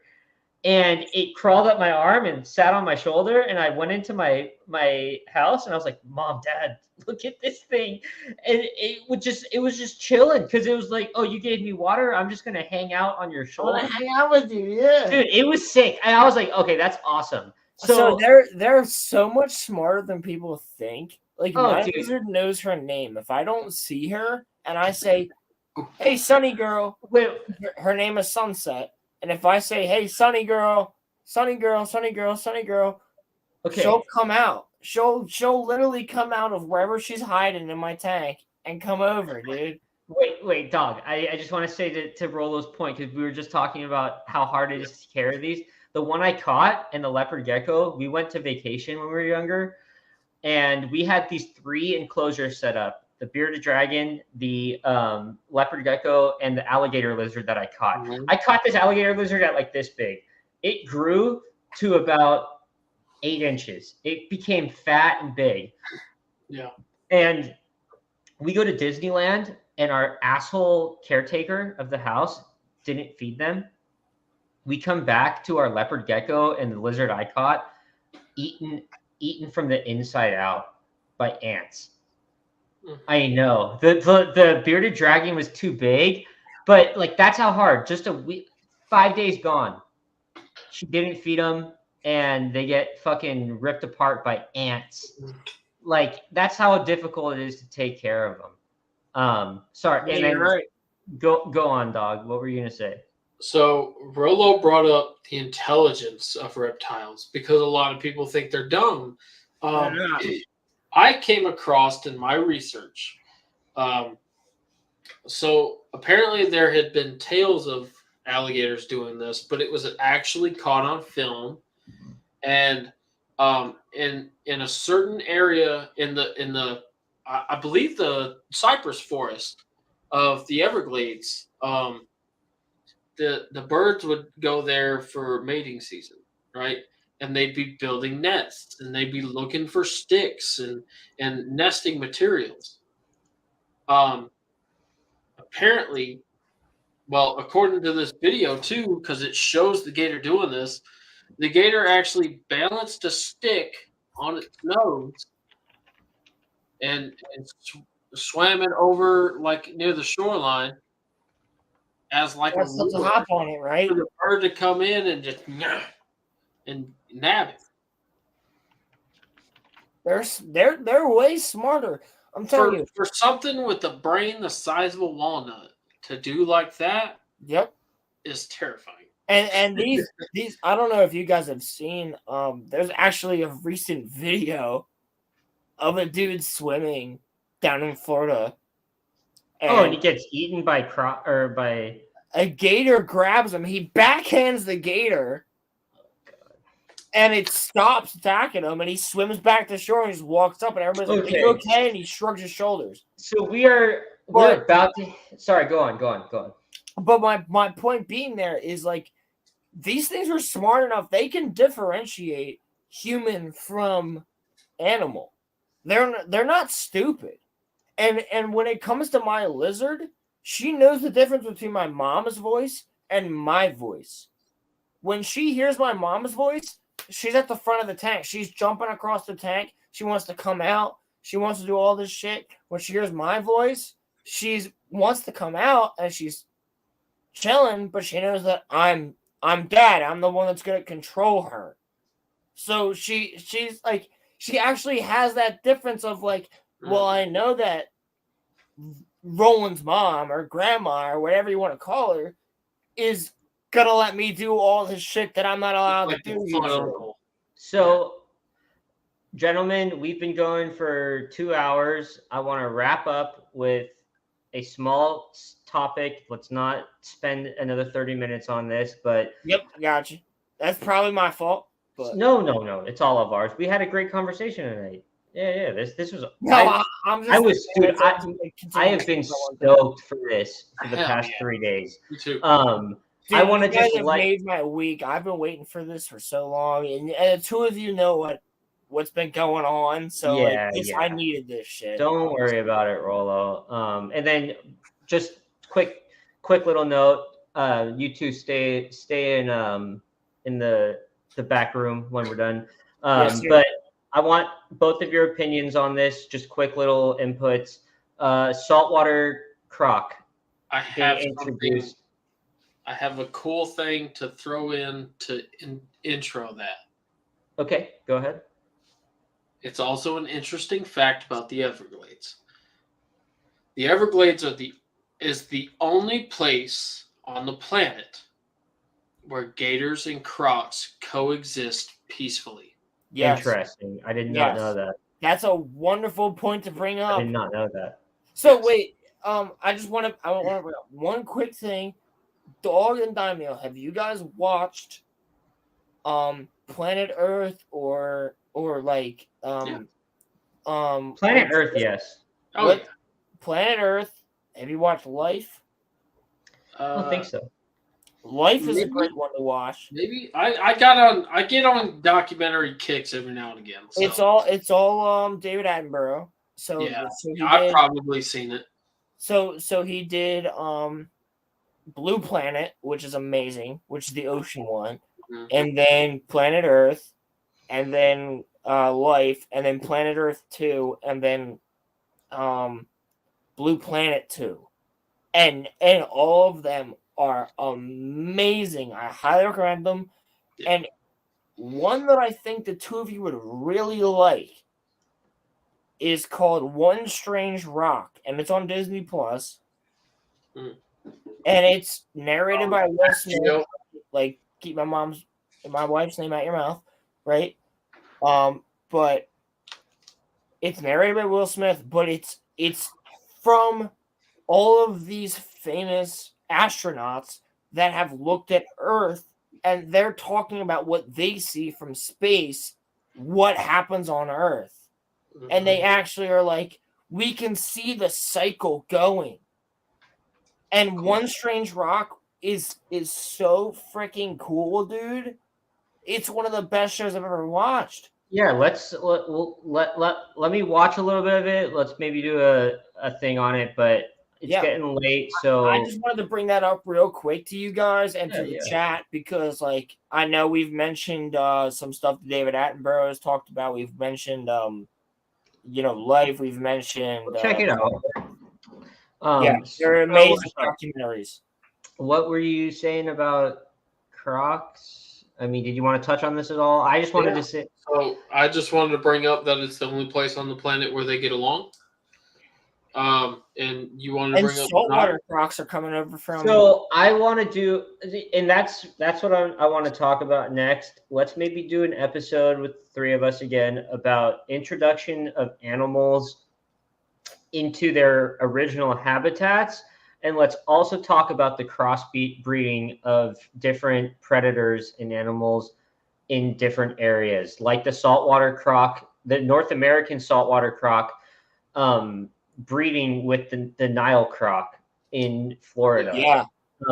It's just, we could spend another hour on that. I don't think I want Oh man, to. we could talk about that stuff forever. But let's reconvene. I want to touch on, we could go really deep into this one.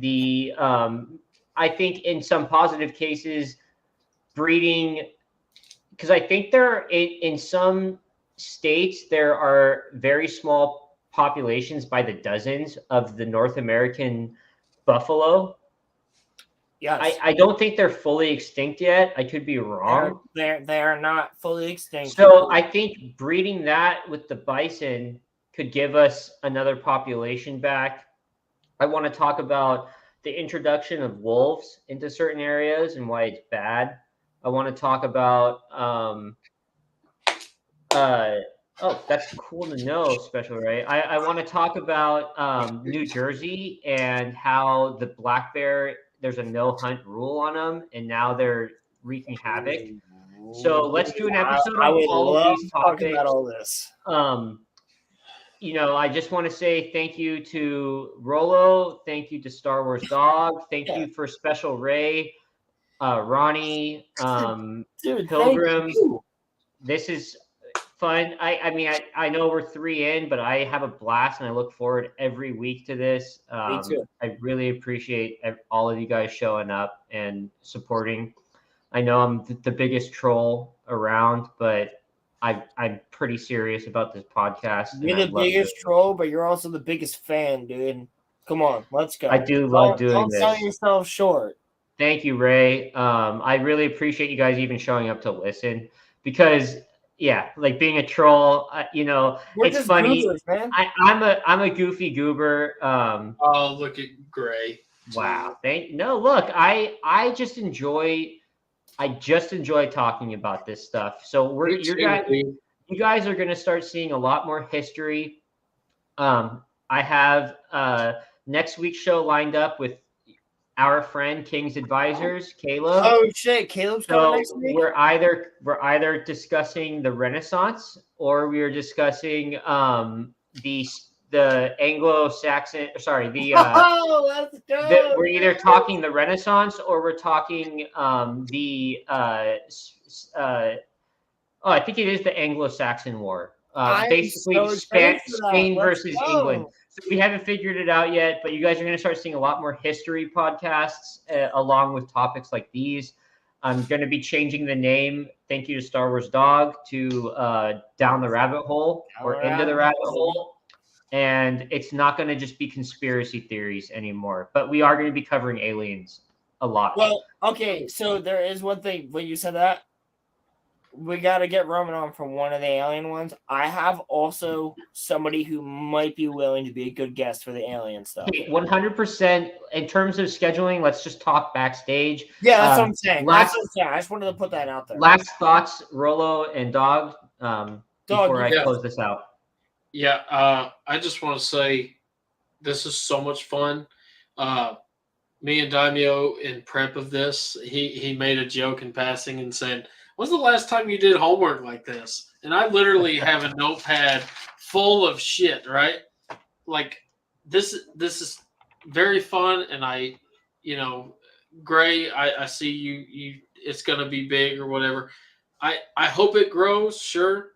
But this is so enjoyable, and I appreciate doing it, especially with my boys here. This is I'm excited to keep this going, and I hope y'all enjoy it too. This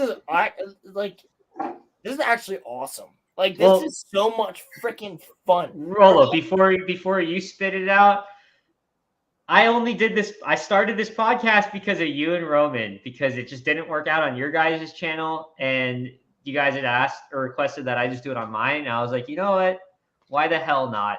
And so thank you. Like, I got thrown into this and I'm absolutely loving it. So continue. Yeah, dude. I mean, you're the perfect place for me to come for this.